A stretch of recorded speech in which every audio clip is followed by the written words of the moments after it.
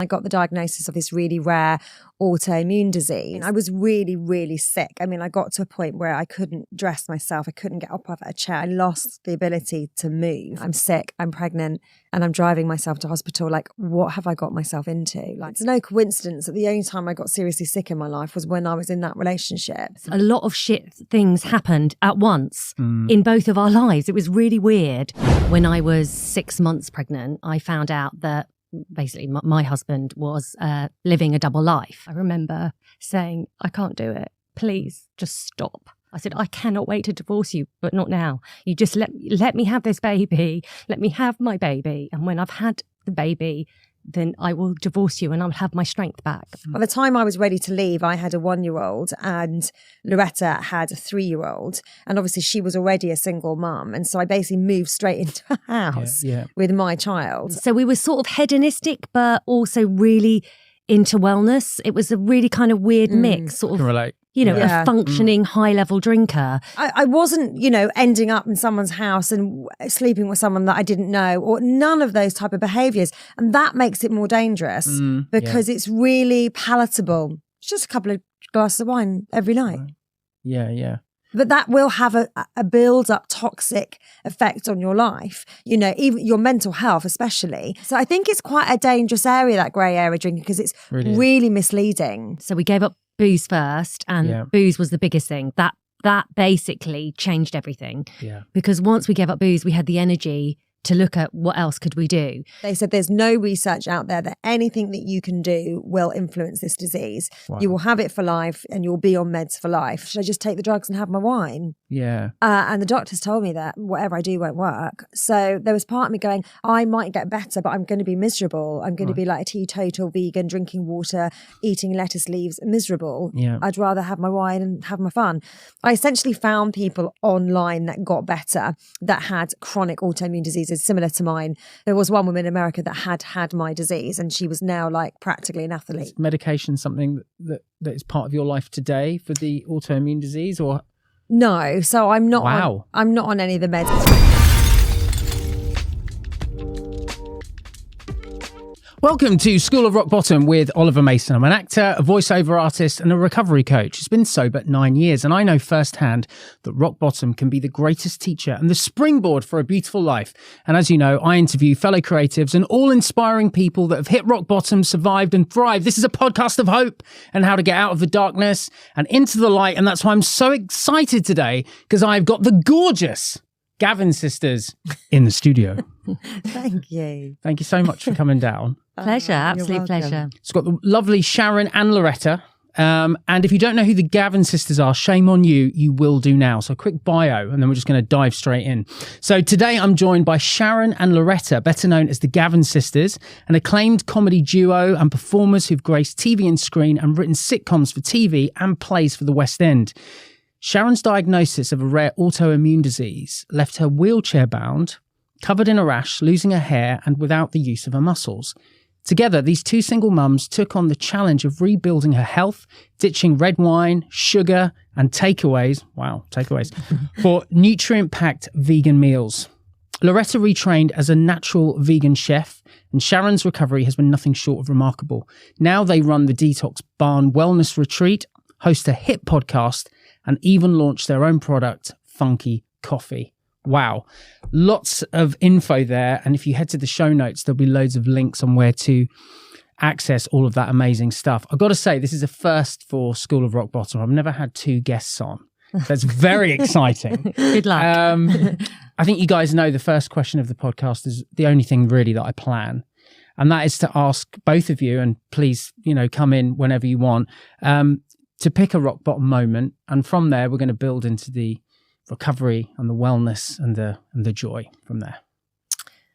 I think for me, it's funny because I was thinking about like the rock bottom moment, and there was actually many. And I was thinking, was it the diagnosis, when I got the diagnosis of this really rare autoimmune disease? And in some ways that wasn't the rock bottom, because there was a little bit of relief in it, which is a really odd thing to say. But I knew I wasn't right. And I also was in such an unhappy marriage. that there was part of me thinking, well, I'm sick now, you know, maybe things will get better. I know that's a really odd thing to flash through my mind, but it did. But I think, you know, other than that rock bottom of realizing that I had a diagnosis, although they tried to kind of spin it in a positive way that they can treat me with lots of medicines, I think there was one time I was heavily pregnant. I got my diagnosis when I was pregnant, 6 weeks pregnant. And then I had quite a high risk pregnancy, which I was told I could really go early. And they really looked after me. They really kept an eye on me. But I remember this one particular night where I was about 6, maybe 7 months pregnant, and I was just having really unusual pains.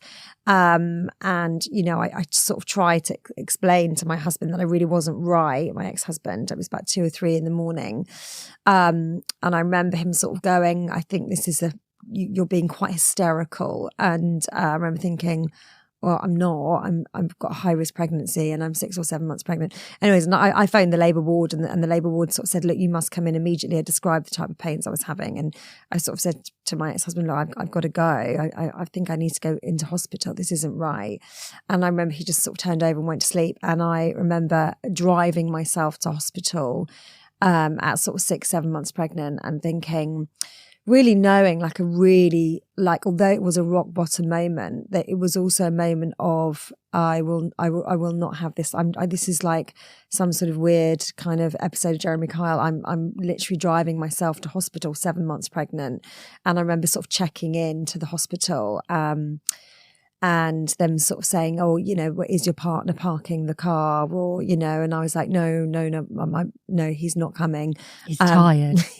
And I remember, you know, just that rock bottom feeling of going, I'm sick, I'm pregnant, and I'm driving myself to hospital. Like, what have I got myself into? Like, my life is really, like, it's really turned, although I was really happy to be pregnant, but I was scared, and I was like, my life is really, this isn't what I pictured.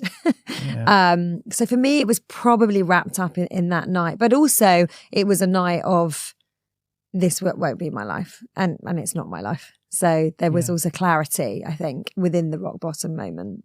Wow, huge thanks for sharing that That's deeply right. personal moment. I wondered if we could go on to yours, Lauretta, because I think, you know, the way that, without really knowing what you're going to share, but the way they sort of collided really gave birth to all the kind of beautiful things that are happening in your lives now and have done since. So, yeah, if I could ask you the same question. Yeah, so yeah, you're right. They were interwoven because a lot of shit things happened at once in both of our lives. It was really weird.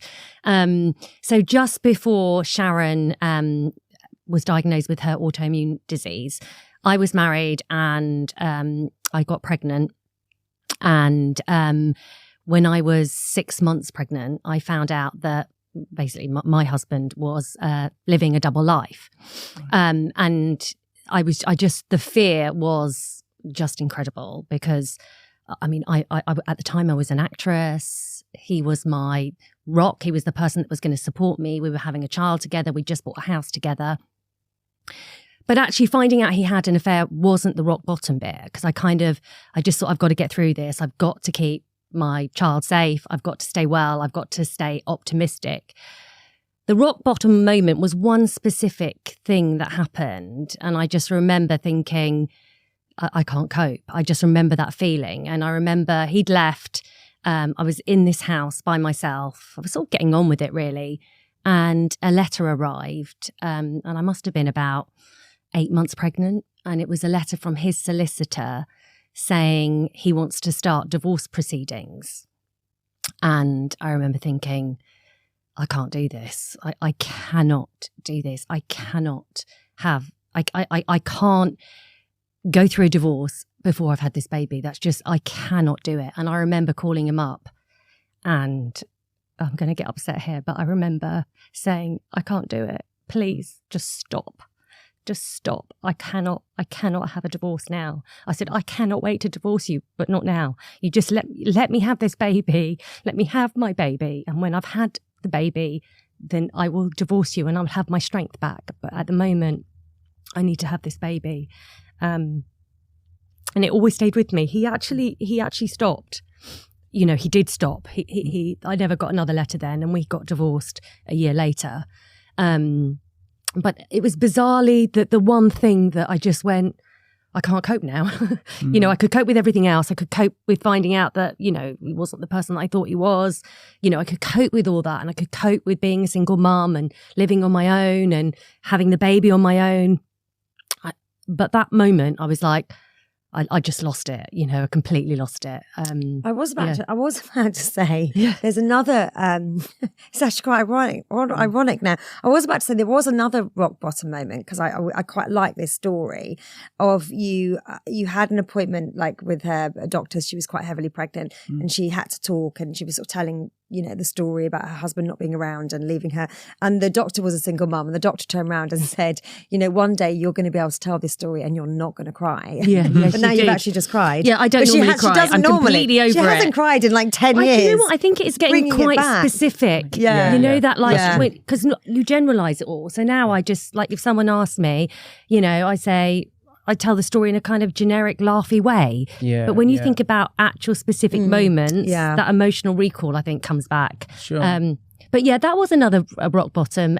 But actually, she gave me huge hope, this doctor, because she said her husband left her when she was pregnant.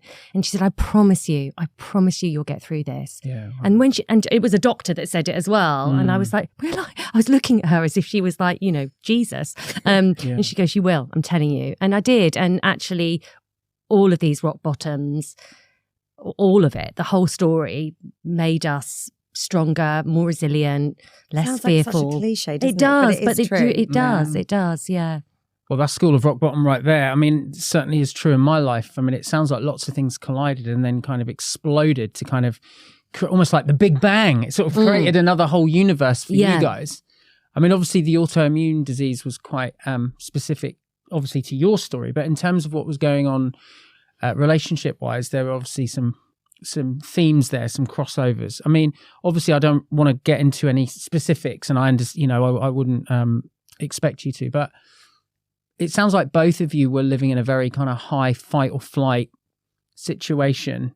And on this wellness journey, it seems from the outside anyway, that it was almost like, right, the first thing that kind of has to be addressed is that our relationship life, our personal life needs to be calm. And then you moved in together and you supported each other, which is a rather beautiful thing. But it seemed like, I don't want to use the word toxic relationships, so I feel like it's not my place to, but from the outside, that's how it's reading, that almost had to sort of be put to one side to then rebuild the wellness that has then followed. Would that be fair? Yeah, I mean, I think for Lauretta, I mean, she was just blindsided. She wasn't particularly in a toxic relationship. It just came out of the blue. For me, I certainly was. And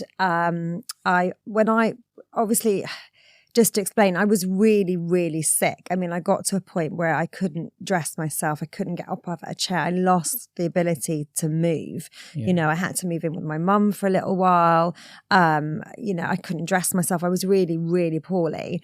But I remember initially when I started to get a bit better, I was seeing a homeopathic doctor, and you know, it was her really that really sort of helped me see clarity. And she was like, you know, in order to heal yourself, you have to kind of get yourself out of this environment. And I waited till my son was about a year, because I wasn't well enough to be able to, you know, separate. It was quite a big thing to separate from someone. Yeah. And I waited till he was about a year, and then I was kind of well enough to leave, really. And I mean, in a weird way, I mean, me and my sister, we've always been quite twin-like and quite inseparable. But by the time I was ready to leave, I had a 1-year-old and Lauretta had a 3-year-old. And obviously she was already a single mum. And so I basically moved straight into a house with my child. And it was the first step, because I think I was constantly in fight or flight, and that does something to your system. You know, I talk a little bit about this on our wellness retreats. You know, a bit of stress is actually quite good for us. It can motivate us. It can help us make changes. But when it's a chronic stress and you're constantly in fight or flight, your adrenals are flooding your system all the time. You know, your body, not for everyone, but for me, it was like, it just gave in. Yeah. So the first big step was getting myself out of that situation. It was a huge act of self-love and, an amazing thing to do because, like you say, it's such a difficult thing to do. And a lot of people stay in relationships like that. Because, and it's all too common. So, yeah, huge round of applause for that and looking after yourself. Obviously, you're not a doctor, so I don't expect you to answer this kind of medically. But from a kind of visceral, kind of personal point of view, why do you think you got the autoimmune disease? Have you got any inkling as to why? Yeah, I mean, they say, obviously there's a genetic component with everything. So, they say like genetics load the gun and environment triggers it. So I think I obviously had a genetic disposition to it, but I think putting yourself in that environment, I wasn't particularly looking after myself either.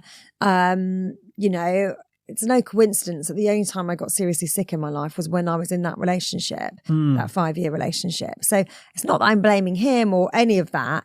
I just put myself in an environment that was, for me, it was very stressful. And I think eventually my body just sort of gave in. Yeah. This is to both of you now, really. What was your lifestyles like sort of prior to all of this happening? Because I'm sort of getting an idea of sort of, a lot of takeaways and red wine and all this kind of thing. I know for me in my life, when my sort of self-esteem and stress, my self-esteem was low, my stress was high, my sort of self-care kind of would go out of the window. I mean, I wouldn't sort of consciously think it, but I'd just sort of think, well, I don't really deserve anything better anyway. I'll just eat this rubbish or drink this. Did that sort of feed into it during this period, or is that too simplistic? Well, I think we probably had our feet in both worlds. So we were like massively into sort of exercise. So we always exercised, and that was part of like help with my mental health. But then we would share a bottle of red wine most evenings and maybe a bit more, So we were sort of hedonistic, but also really into wellness. It was a really kind of weird mix, sort of. Can relate. A functioning high-level drinker, and I remember meeting people that didn't drink, and I'd be like, "Tell me how you do it."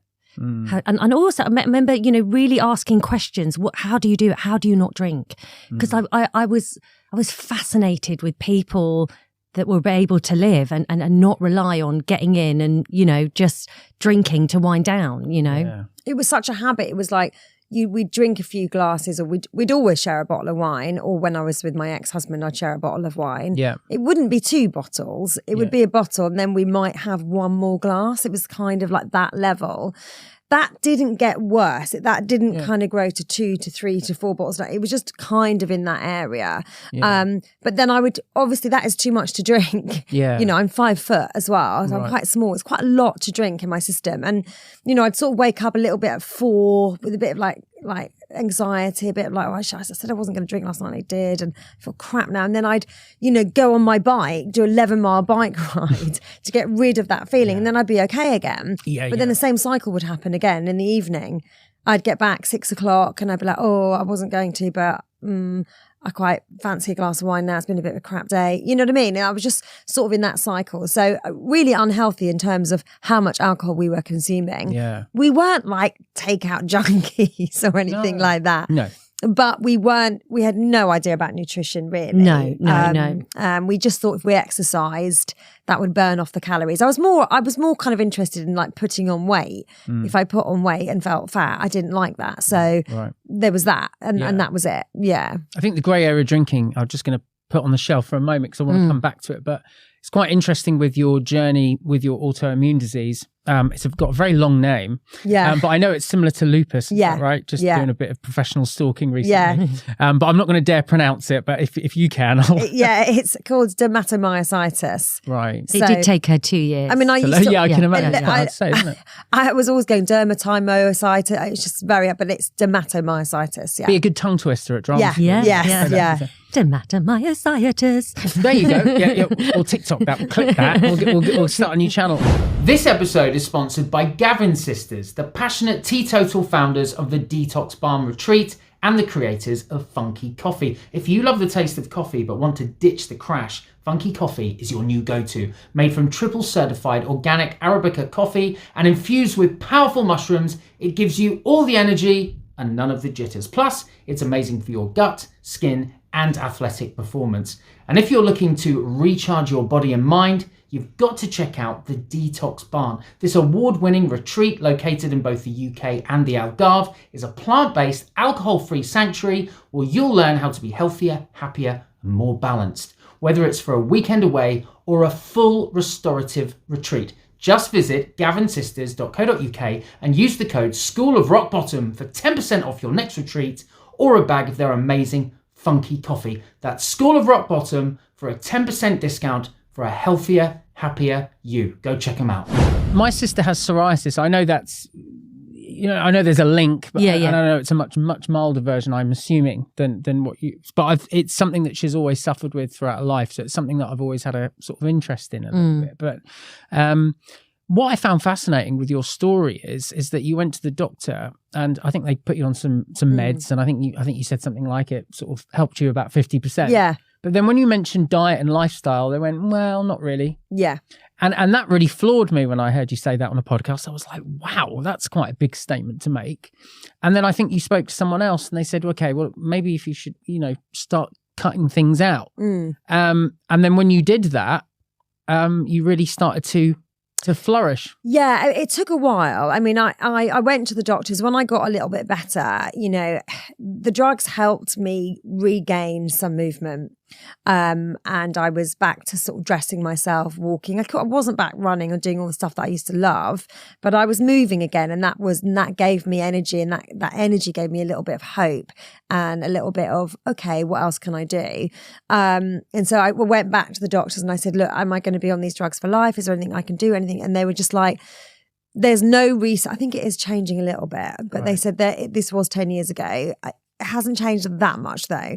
They said there's no research out there that anything that you can do will influence this disease. Wow. You will have it for life and you'll be on meds for life. So I was like, what about, because I'm on quite heavy, like the liver, like I know that some of the drugs are really toxic on the liver. Is it all right to have a glass of wine a night? I mean, I wasn't drinking as much because I'd had a baby anyway. Sure. So it would have been, and I wasn't feeling great. So I'd have maybe a glass, not even every night, but I'd be like, I do like to have a bit of wine throughout the week. Is that okay? And they were like, yeah, fine. That relaxes you. So I was like, okay. And then, so I didn't get any answers from doctors, but I did my own research. And I essentially found people online that got better, that had chronic autoimmune diseases similar to mine. There was one woman in America that had my disease, and she was now like practically an athlete, was running, doing Ironman, it was just incredible. And she was a real, they say in life with children, they can only become what they can see in the household in terms of jobs, life. There are the outliers that do something completely different, but you will find children aspire to what they can see. And for me, it was the same with health. As soon as I'd seen someone else that actually had my disease, was on my meds and had done it and was thriving, I was like, okay, maybe I can do this. I mean, she's not. And it wasn't just her, there was many others, and these people weren't superhuman. It wasn't like I had to become Mo Farah. I just had to make some radical changes, and they'd managed to do it. So I was always like, if they can do it, I can do it, and they'd got better.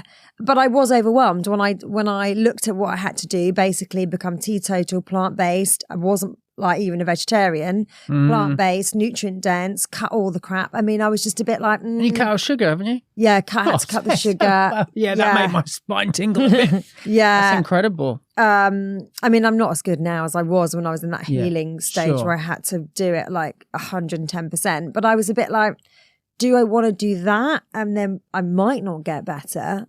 Or should I just take the drugs and have my wine? Yeah. And the doctors told me that whatever I do won't work. So there was part of me going, I might get better, but I'm going to be miserable. I'm going to be like a teetotal vegan, drinking water, eating lettuce leaves, miserable. Yeah. I'd rather have my wine and have my fun. Obviously, I couldn't have been further from the truth, is what transpired. But I did then go to my sister and I was like, I can't do this on my own. Like, this is what these people have done. Like, I'm not being miserable by myself. You've got to do it with me. Yeah. And you did.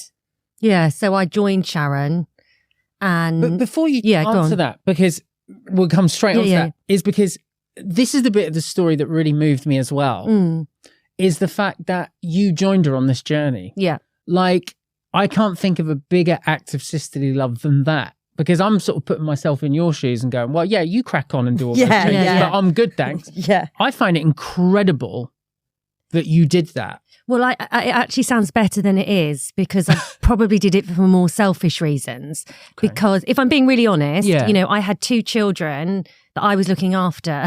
One was 3, one was 1.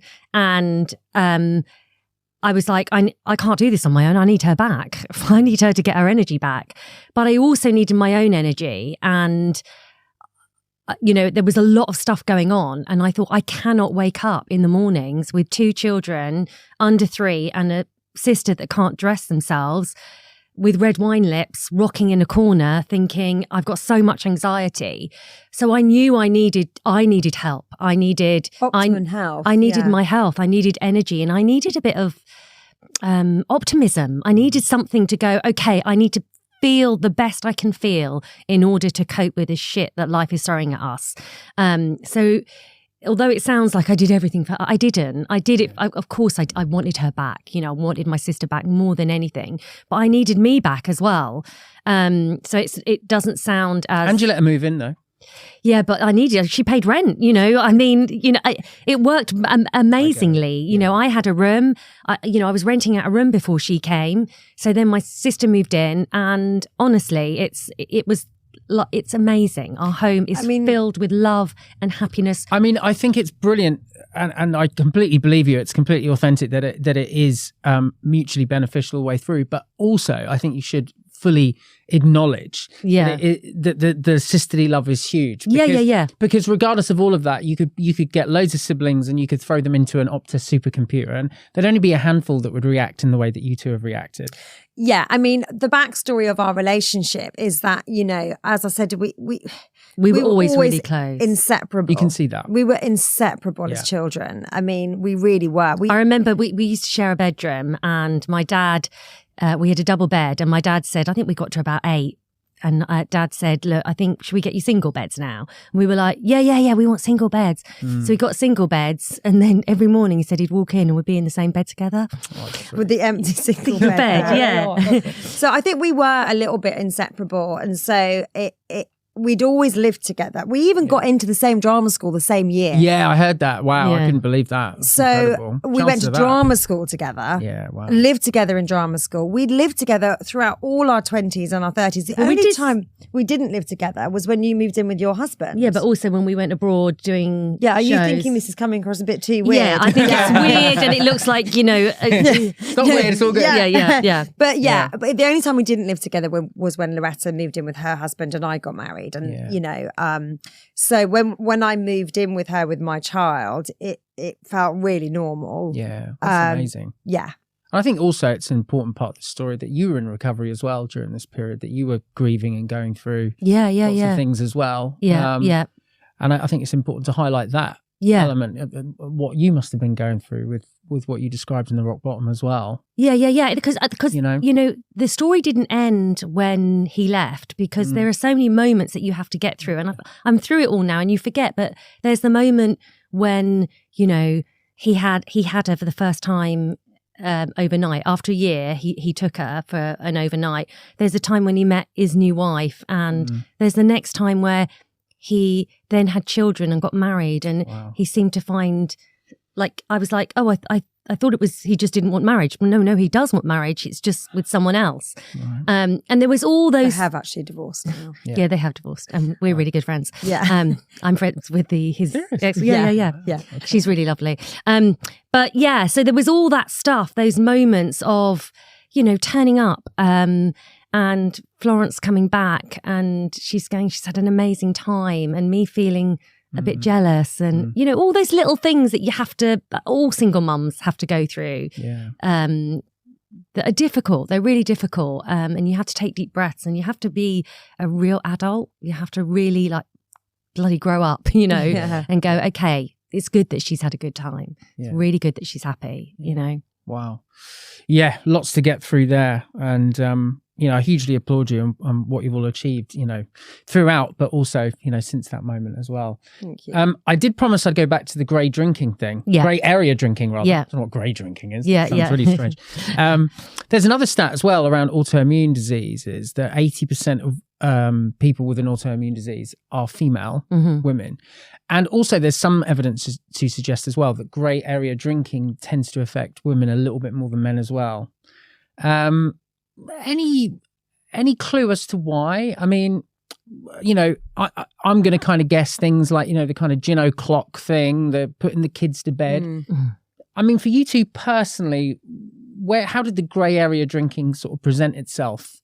And why would you describe it as grey as opposed to just normal? I'm assuming that the dial must have just kind of spiked a bit for you to call it grey area. Yeah, when you describe grey, what's your interpretation of grey area drinking? I think for me, it's kind of, it's not alcoholism. You're not an alcoholic, but it's not just one glass of wine a week. It's sort of somewhere on the dial, I guess. But I'm not very good at grey area drinking. I mean, when I work in a rehab, the one question that I say that I'm terrible at is someone says, "Can you help me moderate my drinking?" I'm like, listen, I'm terrible at that. I'm the worst person. I cannot moderate. I'm all or nothing.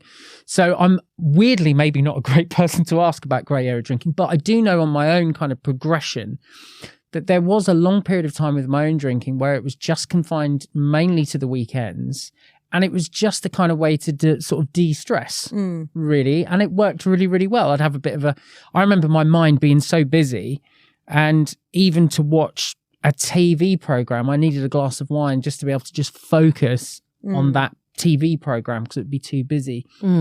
And I guess for me in that period, I'd say, yeah, that was probably grey area drinking because I was using it sort of in a functional way to sort of help me with stress, to help me switch off. It wasn't just because, I wanted it to taste nice with steak or maybe.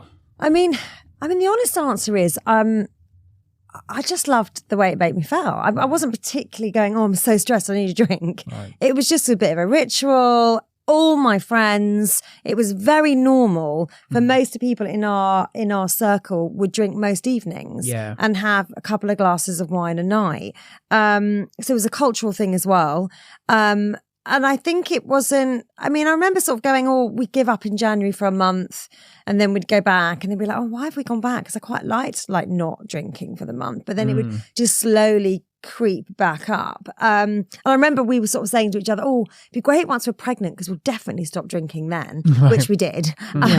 But it was, and then I think after we had children, our drinking naturally became a lot less because you don't sleep very much and you just can't cope with it. So, and I think all the other events that happened as well, it was like I cannot drink and do all this. So it was more like in our 20s, early 30s, where it was more just of a habit, a bit of like that gin o'clock. That I think it was a case of when you sort of knew that it wasn't great was when you'd wake up in the morning and go, I feel awful. I wish I hadn't had that extra glass of wine. And then you go, okay, that's fine. That's all right. That's okay. You get on your bike and you won't drink tonight. You're not going to drink tonight. Okay. And then you get to the work and then you'd have your day and then you get back and you go, should we have a glass? Yeah. And that happened over and over and over. And it's so boring. It's so boring. Not being able to change. Not be able to stop. But in some ways it's harder, isn't it? Because like with me, it was like give up or die, basically. Yeah. So, and some people choose the death, of course, with alcoholism. Yeah. But when it's grey area, you've really got to dig deep and really find out why, haven't you? And also it's really easy to kid yourself as well. I think there are very, very many high functioning, sort of light, can you call them light alcoholics? Do you know what I mean? Because there is a term in America called almost alcoholic. Yeah. There's actually a term. What is an alcoholic? Someone that in a way, if you can't get through the week without having a drink, you're kind of an alcoholic, really. Right. I don't know how you define it, but we couldn't get through the week without a drink. We couldn't. But also, and I remember buying a book. It was Alan Carr, and it said how to cut down. I think it was how to cut down drinking. Right. And I was reading it and I was all excited. Oh, I'm going to cut down. I'm going to moderate. And then I get to the end of the book and it went, you can't cut down. You have to give up. And I just threw the book away. I'm like, I don't want to give up. Who wants to give up? That's mental. Yeah. But in terms of moderating, and this is something I talk about as well, a lot of the retreats, like, I don't think anyone's very good at moderating. There are a few people that are, but we're all a little bit, all or nothing. So I found giving up drinking so much easier than moderating because I just don't drink. Yeah. But with the moderating, I'd be like, new rules. I'm going to drink Wednesday, Friday, and Sunday, and that's it. Yeah. And then you'd get to Tuesday, and you'd be like, oh, I'm just going to have one tonight. But I won't drink tomorrow, and then you just start changing all the rules. I think I don't want to self-diagnose you, but I think definitely, you qualify as a grey area drinker. Because having worked in rehabs and worked with a lot of people, I think there's some people that just don't obsess about alcohol at all. But I think even if you're sort of like having to ring fence days, it's not alcoholism, it's not alcohol dependency or alcohol use disorder, but that's probably the grey area drinking because you're sort of obsessing about it. And it's like, if I have to scratch that itch, it's going to get more itchy. Whereas I think some people can I got one mate who his routine is he has a pint of ale at lunchtime.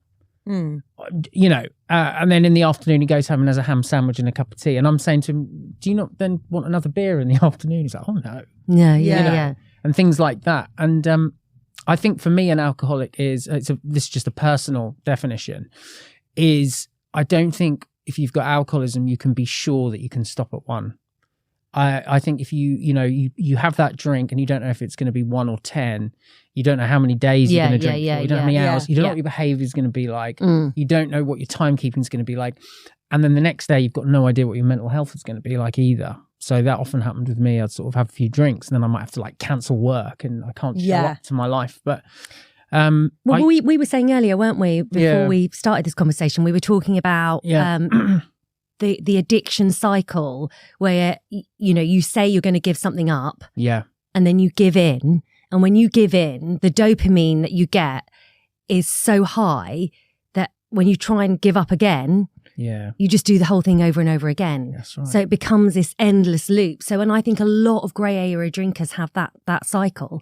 But I also think for us, because it was, most evenings a bottle of wine and it wasn't really much more than that, that's very easy to go, I am just having a couple of glasses of wine. Yeah. I'm not cancelling work. Yeah. I'm not waking up going, I need to drink at lunchtime. Yeah. Just having a cup. I just enjoy wine. So it's very easy to manipulate that. Of course. Because it is way too much to drink. I mean, alcohol is a carcinogenic. It's a number one carcinogenic. It's been named in Canada. I mean, I am the most passionate non-drinker you'll ever meet. I've not been drinking for 10 years. The body just tries to get rid of it immediately. As soon as it's in the system, it's like, get out, get out, get out. It's a complete poison. Yeah. But I was drinking a couple of glasses of wine and I wasn't, ending up in someone's house and sleeping with someone that I didn't know, or none of those type of behaviours. And that makes it more dangerous because it's really palatable. It's just a couple of glasses of wine every night. Yeah. But that will have a build-up toxic effect on your life, even your mental health especially, because even though exercise was relieving that battle, over time, it lowers that serotonin. So you sort of go, we do in Edinburgh. I mean, in Edinburgh, I would drink heavily. We do a gig. Well, it's Edinburgh Festival, isn't it? What else are you going to do? Exactly. So you do a gig, you'd come off stage, you'd have a bottle of wine to decompress, and then you might go and see a few shows and have a few beers. And you'd come back from Edinburgh and you'd literally want to kill yourself because you haven't become a star, in the month. You lost loads of money. You lost loads of money. Yeah. You might have had a good time and a good show. Even like our shows did really well, but even that, I didn't come off the back of Edinburgh and had a contract like Sharon Horgan. Here you are, you've made it. So you'd then be a bit kind of mourning the loss of the end of the show, but mainly you'd be detoxing from drinking for a month and you go, I don't know, I feel so low. And it's like you've drank heavily for a month. Yeah. So I think it's quite a dangerous area, that grey area drinking, because it's really misleading. It really, really is. I mean, there was a TV show on last night. I don't know if you've seen it, about binge drinking. I haven't actually watched it yet, but I sort of read a bit about it.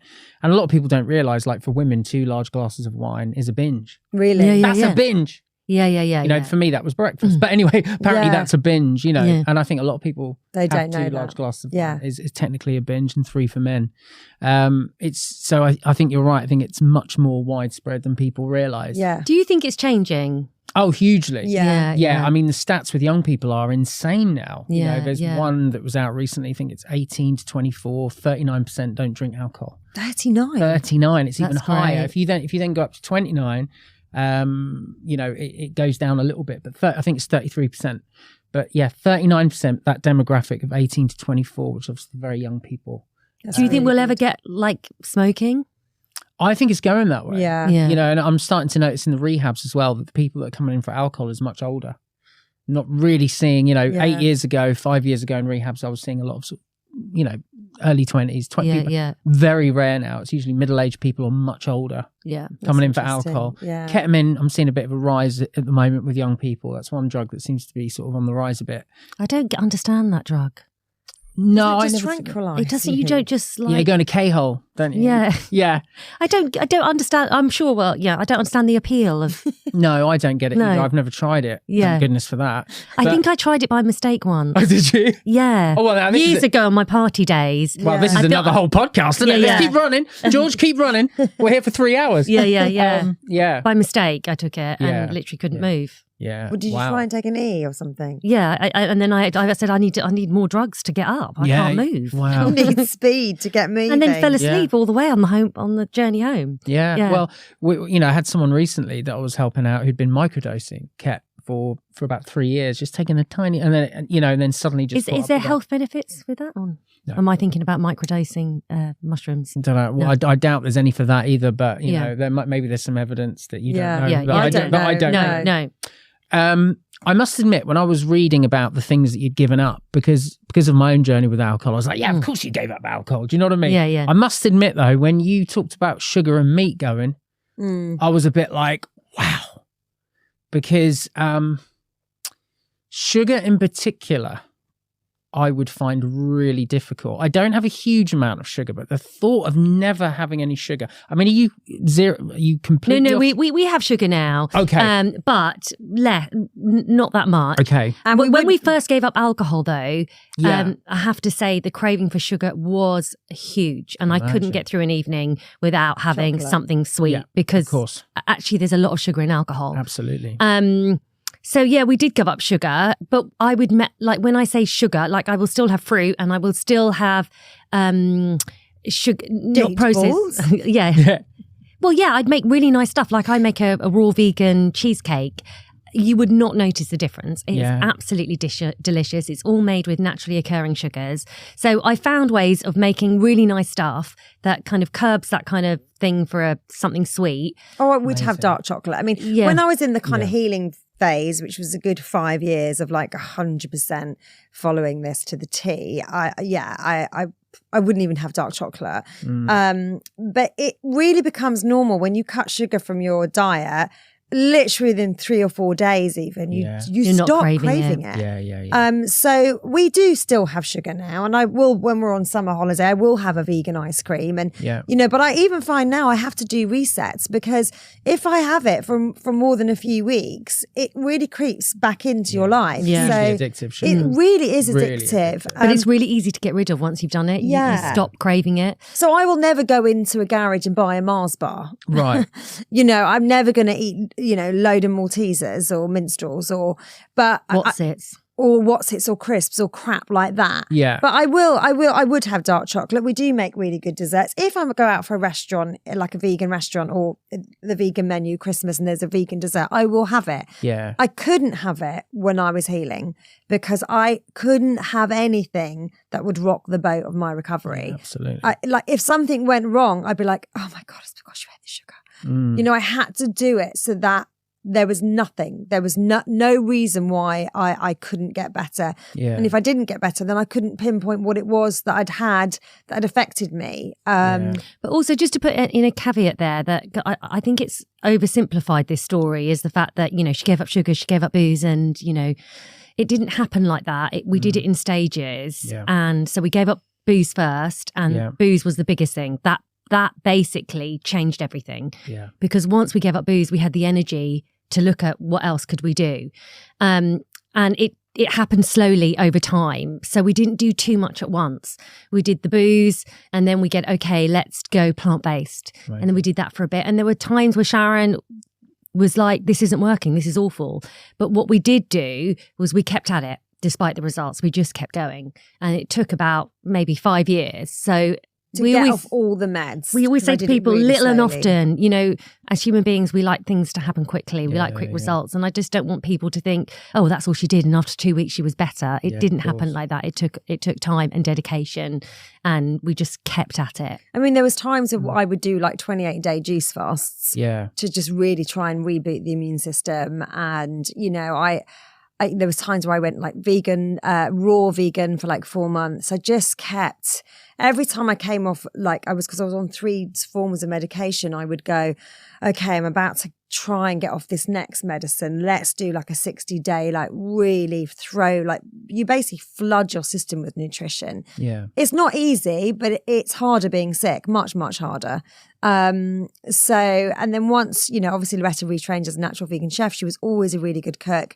So I never felt like I was missing out. I always ate really well, like really delicious food. And no pun intended, but the proof is in the pudding, because you were told 10 years ago that diet wasn't really going to probably make much difference. And that has been proven, excuse my language, to be bollocks. Yeah. I know this is your private medical information, but you don't have to answer it. But is medication something that is part of your life today for the autoimmune disease, or?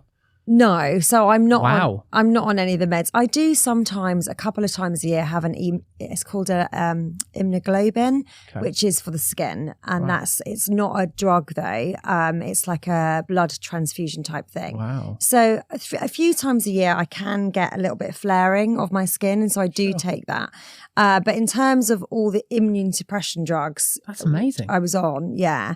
Well, I mean, you're living proof of what you're doing and that it works. Yeah. There's nothing else that really needs to be said in that. You know what I mean? It's like, but boom. Everyone that Sharon researched that got better did the same thing. Wow. It is interesting. And people say, well, if it was easy as that, if it was as easy of just having a few vegetables, then everyone would be doing it. And I always say it wasn't easy. No, of course. It's really not easy. And actually changing how you live is incredibly hard. Incredibly. So, yeah, but I think it is changing. And there are a lot of medical doctors now that have got their feet in both worlds, that are also trained in lifestyle medicine. And we've interviewed quite a few on our podcast. So there are doctors out there that are really interested in lifestyle and mind-body connection as well. Has a massive impact on our ability to heal. And we're starting to see these correlations more and more and more. Well, also as well, like 10 years ago, no one even knew what the microbiome was. I mean, back then it was kind of called leaky gut, but now you've got Tim Spector. I've got people turning up at my retreats with the Zoe apps in their arm, the Dexcom, monitoring sugar levels. Things are changing. Definitely. You know, one of the number 1 podcasts in this country is the Zoe podcast, which is all about health. Yeah. So people are taking health into their own hands. So it is changing, and we are realising the correlations of lifestyle and disease. Yeah. It's there. It's out there now. Well, kind of going back to your question earlier about young people and drinking, I think that's one of the main reasons, is that everyone is so on top of their health now. You know, each generation that's coming up, they want to optimize their health. Yeah. I think that's probably sort of reflecting. I'm really gutted, but we are out of time. No worries. That is just absolutely fine. Huge thanks for coming to see me today. No worries. No worries. You're very welcome. Guys, head to the show notes right now. You're going to find loads of information about the Gavin Sisters and their detox barn and their coffee. We haven't even spoke about your amazing funky coffee. Yeah. There'll be links for all of that there. Where to follow them on social media. They're amazing podcast. Go there now. Get involved. They're absolutely wonderful, as you've just witnessed. If you're watching this on YouTube, hit subscribe, please. That would be great. And if you're on Spotify, give us 5 stars. Go on, hit follow. Apple, do the same. Share this with anyone that you think this will help. And as promised, and I've not let you down yet, I will see you in 2 weeks' time. Until then, look after yourself. And thanks for watching or listening.